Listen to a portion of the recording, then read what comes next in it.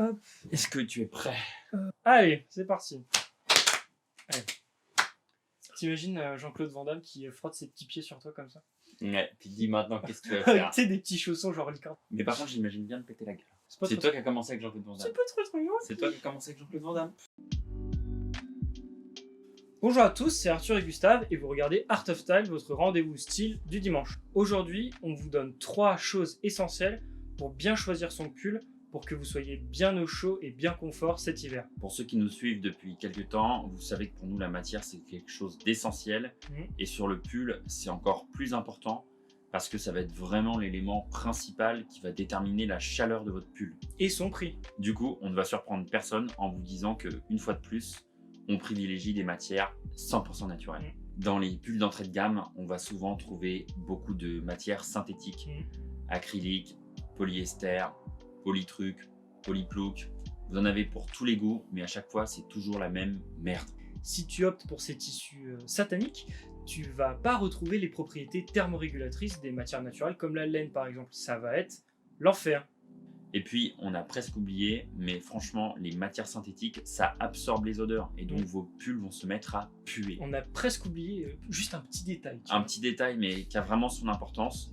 Et c'est pour ça qu'il faut privilégier les matières 100% naturelles. Le coton pour les pulls, ça va être une matière idéale pour la demi-saison, quand il fait assez frais, mais pas non plus trop froid au point de se mettre un mouton sur le dos. Ouais, c'est ça. Idéalement, les pulls en coton, c'est plutôt ce que tu vas porter en printemps et en automne. Et ensuite, il faudra laisser place à des matières plus lourdes. Ensuite, il y a la laine qu'on ne présente plus. On l'a dit, c'est thermorégulateur, c'est antibactérien. Et puis, c'est quand même un petit peu plus chaud que le coton. Franchement, tu peux passer très bien l'hiver en utilisant exclusivement cette matière. On donne un petit bonus, et même un gros bonus pour la laine mérinos, qui est quand même plus fine, plus douce, et qui a des bonnes propriétés qu'on apprécie beaucoup. Ensuite, tu as tous les poils plus luxueux. On va les catégoriser grossièrement ensemble, même si ce ne sont pas les mêmes animaux. Mais on a le cachemire, on a le yak, l'alpaga, le mohair, la vigogne, qui vaut à une fortune. C'est des pièces à plusieurs milliers d'euros. Plus cher que l'or. Voilà. Et grossièrement, c'est la finesse de la fibre qui va faire la différence. Plus la fibre, elle est fine, plus elle va tenir chaude et plus elle sera douce. Honnêtement, sur ces matières-là, on est vraiment sur de l'achat de plaisir, pour du confort et un peu plus de douceur. Parce que quand on vit en France métropolitaine, vous n'avez pas un écart de degrés. Enfin, je veux dire, il fait rarement moins de 10 degrés. Ouais, on a un climat tempéré. C'est ça. Donc, tu peux très bien faire avec de la laine. Tu n'as pas besoin de ton petit cardigan yak. Tu vas survivre, t'inquiète pas. Tu vas pas te transformer en glaçon. Et puis, encore à part, il y a les mélanges. Coton-laine, laine cachemire, laine alpaga, cachemire alpaga. Enfin, il y en a plein. Tout est possible. Et ça va surtout impacter le prix de ton pull. Méfie-toi notamment du cachemire qui est bas de gamme, parce que le grade et la finesse de la fibre est grossier. Et en fait, tu t'y retrouveras plus, tu en auras plus pour ton argent en achetant un très bon mérinos qu'un mauvais cachemire. Maintenant qu'on a vu la matière des pulls, on va aborder le style. Et il y a 2 éléments qui vont être vraiment déterminants dans le style d'un pull. C'est son type de col et ça va être aussi sa texture qui va être amenée par le point de tricotage du pull. D'abord, il y a le col rond. Il est basique et passe partout. C'est le plus classique, aucune erreur de goût possible. Pense à faire en sorte qu'il baille pas trop, sans pour autant être comprimé par ton col de chemise si tu aimes en mettre une en dessous. Le col V, c'est le second plus classique, mal aimé depuis plusieurs années, mais dont la forme complimente très bien la chemise. Par contre, pas de t-shirt avec un col V, s'il vous plaît. Il y a aussi le col roulé qui est très répandu et qui gagne en popularité saison après saison depuis quelques années. Avec ses variantes type col cheminé, c'est une pièce très ancrée dans le style masculin et l'univers nautique. C'est très stylé et puis ça te fait l'économie de trimballer une écharpe partout avec toi. Ensuite, il y a le cardigan qui est aussi un peu mal aimé, même si j'ai l'impression que ça revient gentiment. Pour moi, il y a 2 catégories de cardigans, ceux qui sont fins et sans col et ceux qui sont bien épais avec un col châle. Le premier est idéal avec une chemise, pourquoi pas une cravate et top à porter sous une veste avec un costume en mode 3 pièces dépareillées ou tout simplement une tenue dépareillée. Attention, ça rajoute un élément supplémentaire, donc ça commence à être complexe, mais c'est très stylé quand c'est réussi. Le second est beaucoup plus rustique, plus badass et peut carrément remplacer une veste. Là, tu peux le porter en mode casual ou essayer d'apporter un peu de flair. C'est une maille dont tu peux tordre le registre assez facilement. Enfin, il y a les pulls en forme de polo à manches longues. Généralement, ils sont plutôt fins, que tu peux porter par-dessus une chemise ou tout seul ou au-dessus d'un t-shirt. Je trouve ça plutôt joli personnellement, c'est quelque chose que j'ajouterais bien à mon vestiaire pour varier du col roulé.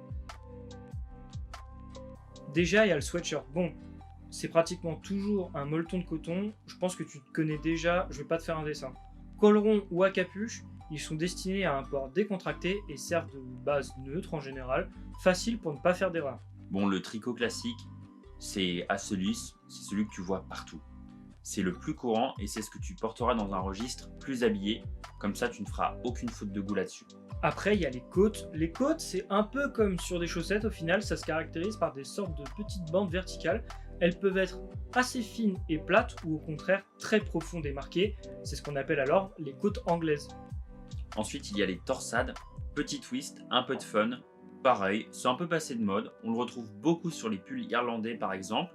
Moi j'aime beaucoup, j'en porte, c'est un peu plus original, mais si la maille est fine, tu peux te risquer à le porter dans des tenues avec une veste habillée. Après, il y a tous les autres points de tricot qui sont spécifiques. Et dans les autres points de tricot, je te range un peu tout ce qui est original. Le nid d'abeille, le point de riz. Ça donne des pulls avec beaucoup de texture, vraiment cool, mais plutôt réservé à un port décontracté. Maintenant, on va aborder le dernier point important que vous devez regarder quand vous achetez un pull, c'est les détails. Donc vous allez voir, c'est pas très compliqué et on vous a fait un petit résumé succinct pour tout ce qu'il faut regarder. Alors l'épaisseur, comme vous vous en doutez, ça va avoir un impact directement sur la chaleur de votre pull, mais aussi sur son style. Plus un pull est épais, moins il est formel. Donc plus il sera plutôt destiné à un style casual. Dans le monde de la maille, il y a deux camps. Il y a le coupé cousu, où en fait c'est très simple, on coupe et on recoud le pull sur le côté, donc vous avez une couture sur le côté. Et après il y a ce qu'on appelle le fully fashion ou le tubulaire, c'est-à-dire qu'il n'y a pas de couture sur le côté, en fait on tricote la maille en 3D, et vous vous en doutez, ça coûte beaucoup plus cher, c'est plus appréciable parce que ça suit un petit peu mieux les courbes de votre corps. Les bord-côtes qui se détendent, ça se prononce notamment beaucoup sur les poignets de vos pulls. Donc le premier conseil qu'on vous donne, ça peut paraître un peu évident, mais évitez de retrousser vos pulls, ce n'est vraiment pas fait pour ça. Bon, malheureusement, c'est très compliqué de s'en apercevoir avant de les acheter. Il n'y a pas de secret, il faut essayer plusieurs marques. Ouais, c'est à l'usage en fait. Voilà, tu te rendras compte si une marque a des bord-côtes qui tiennent la route ou pas. Petit conseil, essaye de vérifier s'ils sont vraiment serrés au début. Tu as plus de chances que ça dure plus longtemps. Le deuxième signe que ton pull vieillit, c'est quand il y a des bouloches. Alors je sais, c'est si satisfaisant de les arracher à la main, mais c'est contre-productif parce qu'après tu en auras plus, donc ne le fais pas. Normalement, même si c'est un pull de haute qualité, tu auras des bouloches, ne t'inquiète pas, c'est quelque chose qui part au fil des lavages. Bon, alors il y a des marques qui font des traitements de laine pour que ça bouloche pas. Bon, c'est vraiment esthétique, parce qu'un pull doit boulocher. Sinon, c'est qu'il a été traité et je pense pas que ça améliore significativement la durée de vie. D'ailleurs, même la douceur à la main quand le produit est neuf, c'est pas forcément un signe de qualité. Ouais, parce que en fait, les marques, souvent les marques bas de gamme aussi, elles vont ajouter de l'adoucissant au pull qui va partir au premier lavage. Si tu as des envies ou que tu as fait un petit peu de repérage pour des pulls cette saison, n'hésite pas à nous le dire en commentaire également. On sera ravis de te donner notre avis sur la référence que tu nous montreras. D'ailleurs, on a fait exactement le même format de 3 choses à savoir pour bien choisir pour le costume et pour les chaussures. Du coup, si ça t'intéresse, je te le mets sur Gustave. Et puis d'ici là, je te dis à la semaine prochaine pour ton rendez-vous style du dimanche. Ciao!